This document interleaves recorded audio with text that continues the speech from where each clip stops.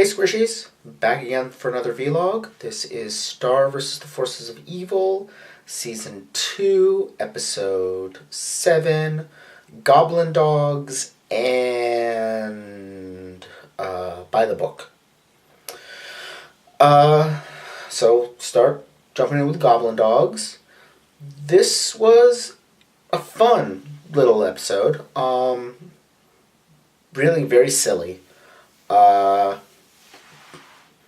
The goblin scammer guy turning out to be testing them, really kind of poking fun at that kind of fairy tale test kind of a thing. Like you were nice to the old lady that was trying to cross the stream, so you get, she turns out to be a fairy or something and gives you a reward that is vital to your quest. That kind of fairy tale kind of logic. Excuse me. Which, the point is, be nice to people. You never know who could be useful to you.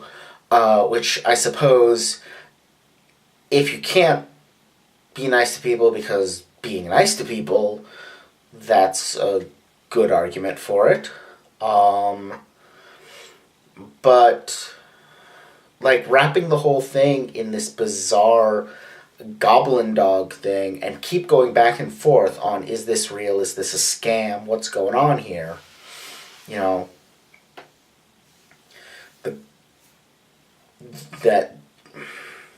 Right up until the end, he goes on the run and they chase after him, and he admits there's no such thing as goblin dogs, and then Marco insists on leaving him the money, which is a bizarre decision, but that's the point. Sometimes to pass these kinds of tests, you have to do bizarre things. In fact, what it reminds me of is, old Sierra games, where, the point-and-click adventure games, where you would have to do bizarre and ridiculous things to solve puzzles with incredibly convoluted logic. Infocom was also notorious for that in their text adventures. The worst one, I think, being Hitchhiker's Guide to the Galaxy in that respect, which was a great game, but it had this obnoxious mechanic where there was this item that was just called that thing your aunt gave you. Excuse me. And if you threw it away, it would show up again later at specific points. And you could put things inside it. So you're supposed to use it to get rid of things so that they would reappear at those specific points, because you would need them then, and you needed to not have them in between. It was just bad. It just kind of forced you to know this.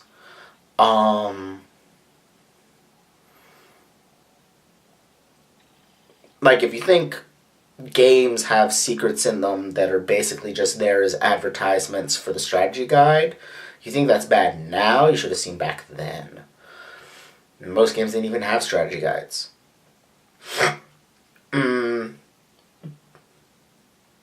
Excuse me, my cold is still being a cold. Excuse me.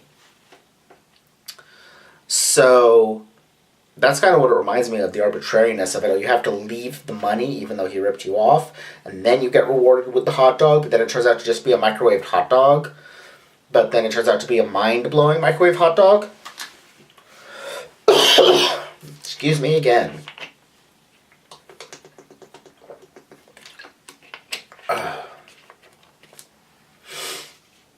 I don't know if this counts as more or less professional that I'm coughing on camera, but on the other hand, I'm pushing through this cold to record the video, so is that more professional or less?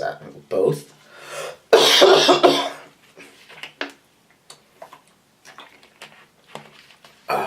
Anyway,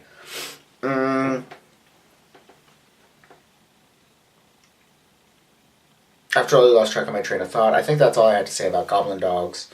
So moving on, by the book is much more, I think, about pushing the plot forward. Excuse me. Which seems to be the pattern of, like, silly A plots, plot showing up in the B plots. Because, like, that episode where we saw what came of Ludo was a B plot. The Buff Frog thing last episode was a B plot. Now, B story, where Ludo comes back and attacks them again, and now they know that the other has a wand. Excuse me. But kind of the main focus of this one was Gloucester. I mean, he claims at the end that it was all a plan, but no, I think his feelings were hurt. I think he wants to be part of the team and wants to be appreciated for teaching Star, but she is kind of flighty and doesn't like studying, and so she sees him as kind of this boring old dude. I mean, that's the thing is, you can't really be someone's friend and their teacher. Those are two, like, you can learn things from your friends, certainly. And you can be friends with, like, a former teacher. But if somebody is currently teaching you in, like, a teacher-student relationship, that's just a different relationship. But, Gloucester's always been just a little bit childish, and I don't think he gets that. And when his feelings are hurt, he responds by, retreating and sulking. As, some people do. But he is, like, at his most childish here. And I guess that's kind of the common thread between the two episodes, is this kind of, like, pseudo-trickster type of character who's really not a trickster. They're just kind of weird. The goblin in the first half, like, isn't really tricking people. It's just this absurd, elaborate thing to get the Goblin Dogs. And Gloucester isn't really like a trickster mentor, though he claims to be one here. He's just kind of childish. And weird. There's a lot of, like, a lower key version of the genie from Aladdin in him, I think. It almost feels like his voice actor is doing a Robin Williams impersonation. That here's someone who is, like, I keep expecting him, because of the way his voice sounds, I keep expecting him to break out into some weird reference to 1950s Hollywood, the way the genie in Aladdin kept doing.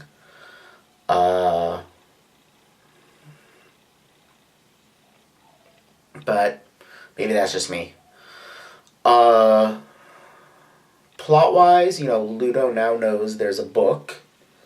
His wand is sort of communicating with him, which I still am suspicious that it's in some way, I'm blanking on his name, but the lizard guy from the last couple episodes of last season, that got blowed up.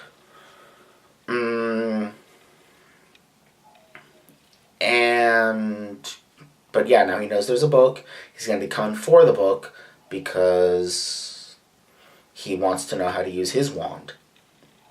Does Gloucester go with the book? Or does the book go with Gloucester?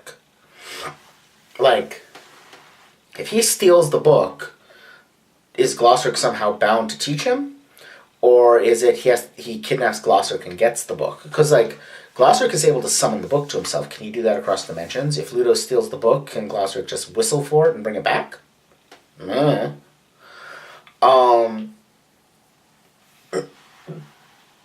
mean, most of the time Gloucester is in the book, right? So if Ludo stole the book, he would have Gloucester. I don't know. Mm, certainly Gloucester does not seem to be bound to obey Star or anything like that. I guess it's just the genie thing that has me thinking along those lines. Oh well. Good couple episodes. Nothing super deep out of them. Although I feel like there's something to be said about, if you buy all the extra stuff, you get to go into the faster lane. That with all the net neutrality stuff in the news right now, I like, if the show aired now, I'd be like, oh, that's definitely a reference. But this would have aired in like early 2016, I think, because they're doing the third season now, right? Or are they on the fourth? Either way, I think this episode would have aired in early 2016, and that would have been exactly the wrong time. Like, if it aired in early 2015, maybe. It could be a reference to that. You get the faster lane because you paid more. You get the better package. Although, honestly, that could just as easily be a reference to how airlines do things. Because that's a thing. You buy the extra bells and whistles and you get to board the plane earlier. But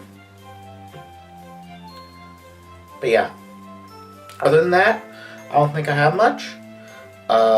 So hope you all enjoyed this. Thank you for watching. Don't forget to like, comment, subscribe. Check out my Patreon, which should be just to the right side of this video. And I'll see you all next time. Bye!